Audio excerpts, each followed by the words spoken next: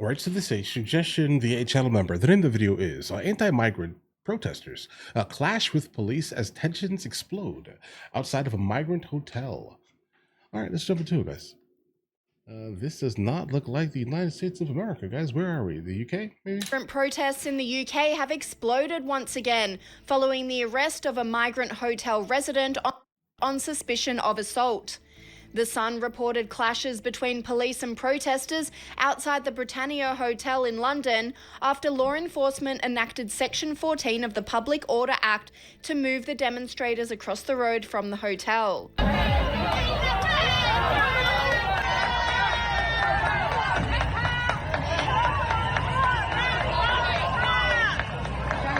The protesters then started a chant criticising the Section 14 order.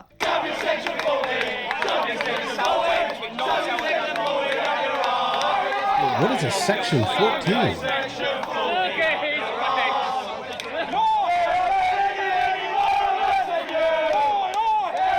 The Britannia Hotel has been the centre for protests since it was transformed from a four-star hotel for paying tourists to a government-funded migrant hotel to accommodate illegal immigrants into the UK. This weekend's Britannia protest was only the most recent in a string of Guys, really quickly, so in the UK, Section 14 order usually refers to conditions imposed on a public assembly. Okay, so basically they are saying you cannot be protesting in this area here. Get out. That's what they're saying here, I think. Here. Now, the cause for it, I don't really see too much of an issue here. If you are sick and tired of, let's say, having to spend as much money on people who have never paid into your taxes, I can imagine how that could be something that's incredibly stressful here. The UK definitely has an issue, all right, specifically coming from France and boats, right? But let's continue. Migrant protests that have erupted in the UK over recent months. Sky News hosts Rowan... Wait. We are not far right, but we are not far wrong.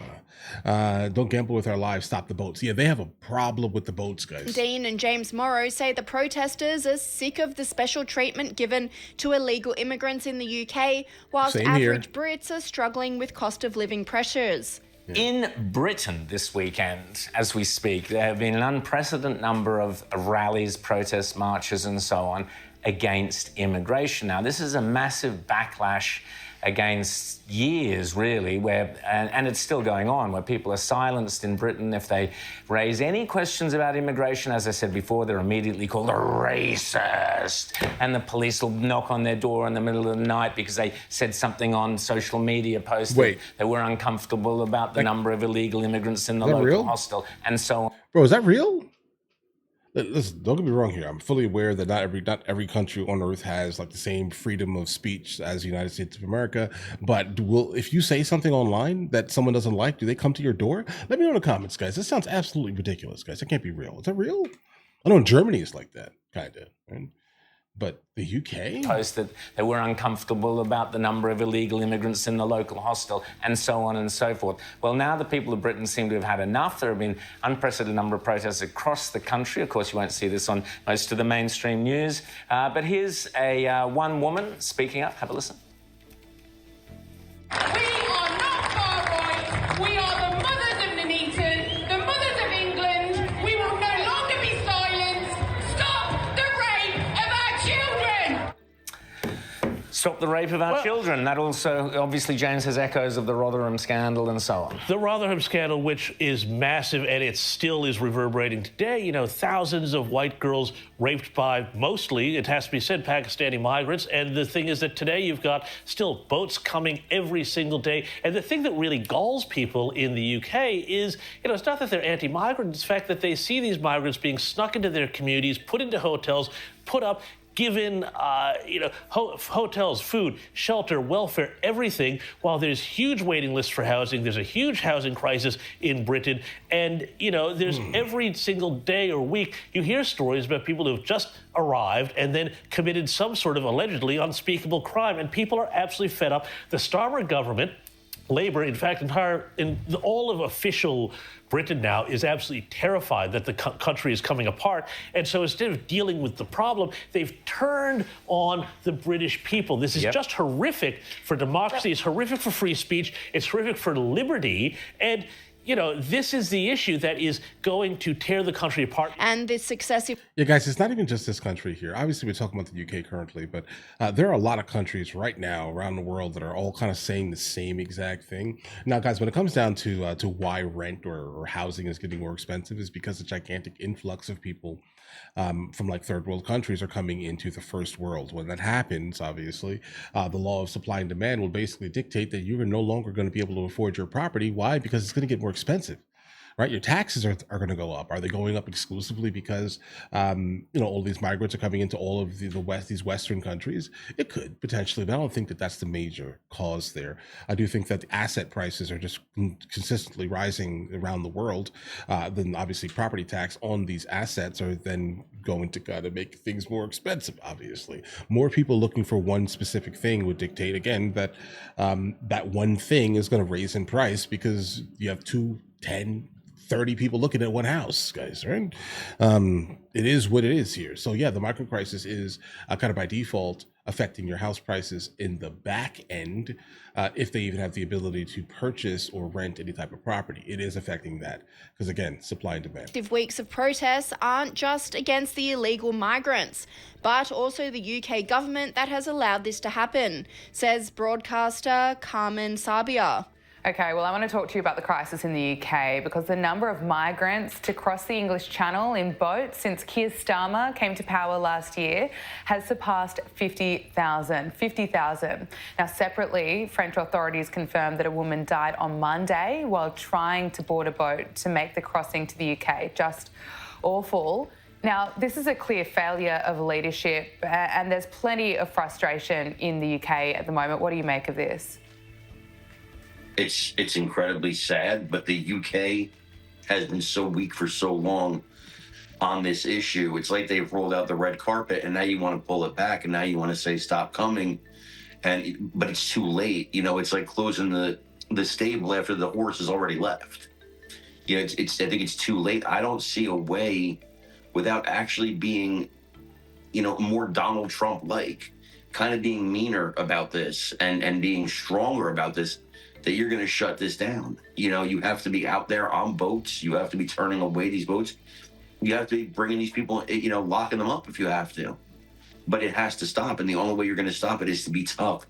And I see Starmer, I listen to him, I read what he says, and he's still dancing around the issue. He still doesn't actually understand what the problem is, I think. And so he can't solve it. If you can't understand the problem, you can't solve it. He still wants to be politically correct, I guess, on the world stage. He's still a globalist, and ultimately, that's the failure. I don't know if there's a way out of this for the UK anymore, and that worries me. Yeah, I definitely would highly suggest not turning the boats around. Let's just start right there. I mean, just for the sole purpose of like the humanitarian nature of things, under no circumstance turn these boats around. But the truth of the matter is, I think the only real option for the UK now, hearing that it's 50,000, that is very, very low. But I get it. The UK is a tiny country, so this is the reason why the 50,000 sounds like a gigantic number when we were doing more than a day, right? So, jail, jail. That's it, just jail, and then deport them back. That's what you do here, because that would be the best thing to do specifically in your instance here, on the world stage, unless your country would end up in a hog for like human rights violations type of things here. So I definitely would not suggest turning the boats around, but I would personally bring them to the shore and then jail them. Do you have to give them what you would give UK prisoners? No, they're probably not used to it. That sounds terrible. Jesus Christ, that sounds terrible. Don't strike that from the record. But you get what I'm saying here. But like, you don't have to do that exact thing. Just make sure that they are. Jail should not be comfortable. Let's just say that there, right? So you don't need to give them like filet mignon, and you get what I mean here, guys. Feed them, give them water, put them in jail, and then send them back. You come back again, longer jail. That's it. Sky News host Rowan Dean doubled down, calling the management of illegal immigrants by the governments and law enforcements of Europe Orwellian. How do you fight back against a sinister Orwellian government that seeks to impose huge and seemingly unstoppable numbers of migrants into your local communities, your towns and your cities, rendering them, in many cases, virtually unrecognisable? This is the situation facing not only Britain but many European cities. This is a scene from London where, for better or worse, the streets support high levels of immigrant cultures due to years of legal and illegal immigration and an unwillingness for certain cultures to integrate into traditional British culture. And I suspect it will be the situation here before too long, with the Albanese government bringing record numbers of people in from non-Western cultures. Sadly and predictably, there are increasing examples online of British people having, shall we say, unpleasant experiences with the explosion of recent illegal immigrants. A man exposing himself was turfed off a Hammersmith tube a couple of days ago by horrified passengers. What did you just There say? are many such alarming stories. Turfed Yet off the the reaction what? from the British authorities seems to be to go after the victims and to silence the victims rather than apprehend or caution the perpetrators. Yeah, because it makes people look bad. I mean, that's the reality of the scenario here. You'll end up making everyone look bad, specifically if they're from groups that tend to kind of like do bad things consistently. The cultures are so different that, and then obviously they don't want to assimilate, so they're maintaining their culture in a new place. That's what they really want to do because they don't want to be you, right? They don't want to be you. They want to be them, but in a safer place. Not realizing that by doing that, you're creating your place because everyone's going to come and still be them in your little town. So now you have a little insert country, right? That's basically what ends up happening here. And I think that's more of the issue, more so than all the other issues, guys. I don't think that this is like just pure racism and things like that. I do think that it comes down to humans are going to human, guys, right? Like they don't really want to purposely live around people that are that different from them, right? And specifically if they come and they choose to not even attempt to assimilate to the area, people are going to be pissed off, bro.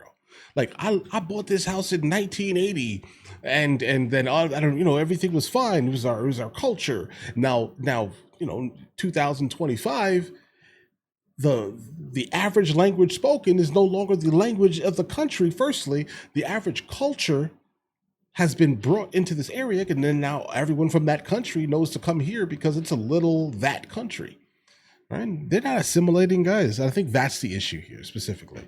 The ones who assimilate generally have less of an issue here. I think that that's not the problem that people are having because you're moving to this place. The people that were living there did not want to move to your country. You ran from your country.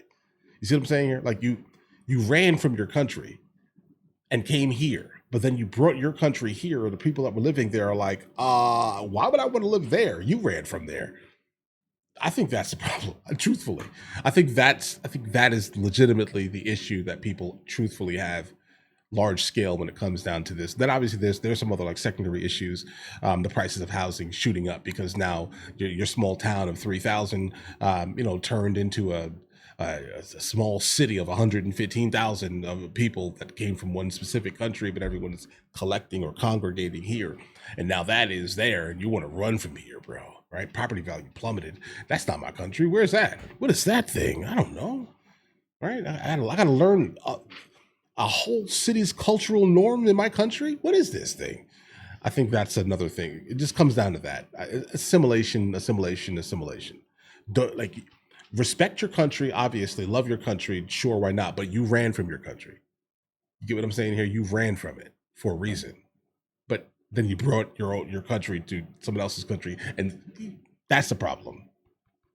All right, listen, you guys all have an absolutely amazing day. Enjoy your day thoroughly. If you guys are new here, please like and subscribe. But in the meantime, I'll catch you guys later.